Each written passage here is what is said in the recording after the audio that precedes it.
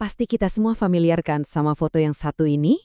Tapi, pernah kepikiran gak sih, kalau di balik satu foto ikonik ini, ternyata ada 3 kisah yang luar biasa.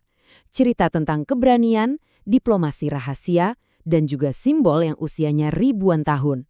Yuk kita bongkar semuanya, mulai dari momen paling pentingnya. Nah, ini dia titik nolnya. 17 Agustus 1945. Di depan mikrofon yang sangat sederhana, dengan selembar kertas di tangan, Soekarno mendeklarasikan kemerdekaan. Foto ini seakan-akan membekukan waktu ya, mengabadikan detik-detik saat sebuah bangsa terlahir. Tapi, yang nggak kelihatan di foto ini, itu dia ceritanya. Ada drama besar di baliknya. Jadi mengabadikan momen ini tuh bukan sekedar klik, tekan tombol kamera. Ini adalah sebuah misi yang sangat berbahaya. Sebuah cerita thriller yang taruhannya segalanya.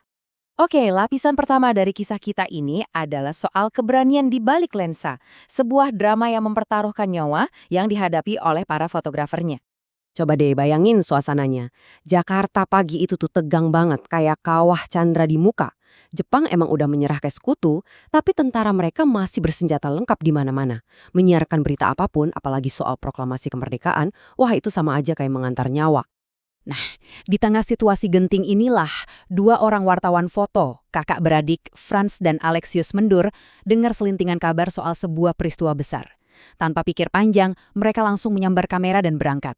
Sadar akan bahaya yang mengintai, mereka mutusin buat pisah jalan. Sebuah strategi sederhana untuk memastikan sejarah tidak akan kehilangan saksi matanya. Dan benar saja, setelah proklamasi selesai, nasib mereka berdua terbelah. Alex ditangkap tentara Jepang. Kameranya dirampas, filmnya dihancurkan, dan momen sejarah itu nyaris lenyap selamanya. Tapi, Franz berhasil lolos. Dengan insting yang tajam, dia melakukan sesuatu yang sangat cerdik. Dia mengubur negatif film yang tak ternilai harganya itu di bawah pohon di halaman kantornya. Sebuah tindakan simpel yang ternyata menyelamatkan bukti visual kelahiran sebuah bangsa. Keberanian para fotografer tadi berhasil menyelamatkan gambarnya. Tapi, gimana dengan kata-kata yang dibacakan Soekarno? Nah, di balik teks proklamasi itu, ada cerita lain yang gak kalah menegangkan.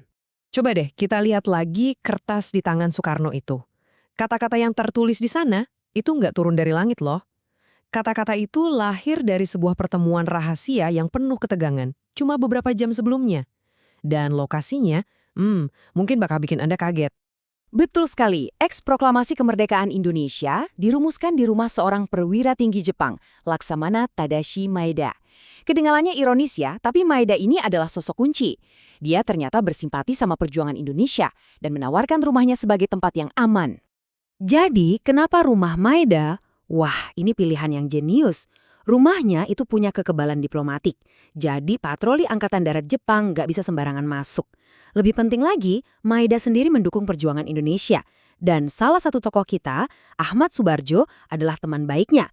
Ini adalah perpaduan sempurna antara diplomasi, strategi, dan ya keberuntungan.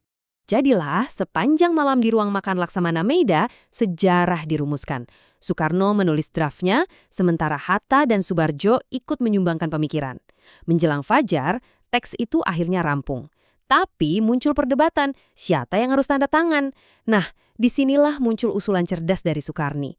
Cukup Soekarno dan Hatta saja, atas nama bangsa Indonesia. Sebuah simbol persatuan yang sangat kuat. Oke, kita udah punya cerita fotografer dan teks proklamasi. Tapi ada satu lagi saksi bisu dalam foto itu, sang saka merah putih. Sebuah simbol yang ceritanya jauh lebih tua dari kemerdekaan itu sendiri. Bendera yang dikibarkan hari itu, sang merah putih, itu bukan ciptaan baru. Warna merah dan putih punya akar yang sangat dalam di Nusantara. Ini adalah simbol yang usianya jauh lebih tua dari negara Indonesia itu sendiri. Perjalanan bendera ini melintasi ribuan tahun. Bayangin, sejak 6.000 tahun yang lalu, merah dan putih sudah jadi simbol sakral untuk matahari dan bulan. Benang merah sejarah ini terus berlanjut sampai ke Kerajaan Majapahit yang menggunakannya sebagai panji perang. Dan puncaknya, pada tahun 1928, para pemuda pergerakan mengukuhkannya sebagai simbol bangsa belasan tahun sebelum proklamasi itu sendiri. Nah, ini dia koneksi sejarahnya yang mendalam itu. Panji Perang Kerajaan Majapahit ini bahkan punya julukan yang poetis banget, gula kelapa. Merah seperti gula aren, putih seperti daging kelapa.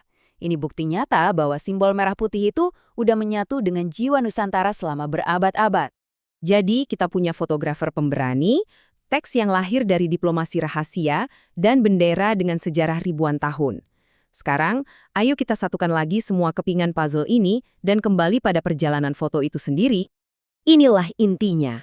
Berkat keberanian Frans Mendur yang mengubur negatif filmnya di dalam tanah, kita semua hari ini bisa menjadi saksi mata. Tanpa foto ini, proklamasi mungkin hanya akan jadi teks di buku sejarah. Sebuah cerita tanpa wajah, tanpa emosi. Tapi perjuangan foto ini belum selesai loh. Walaupun berita proklamasi berhasil terbit keesokan harinya, sensor Jepang menghalangi foto-foto ini untuk dicetak. Butuh waktu hampir 6 bulan. Sampai Februari 1946, sebelum dunia akhirnya bisa melihat wajah kemerdekaan Indonesia. Ini benar-benar sebuah artefak sejarah yang berhasil diselamatkan. Jadi, lain kali kita melihat foto ini, kita nggak cuma melihat satu momen. Kita melihat keberanian seorang fotografer, diplomasi rahasia di rumah musuh yang jadi kawan, dan gemas simbol berusia ribuan tahun. Dan ini membuat kita bertanya-tanya ya, berapa banyak lagi momen bersejarah lainnya yang tersimpan hanya karena ada satu orang di suatu tempat yang berani mengambil resiko?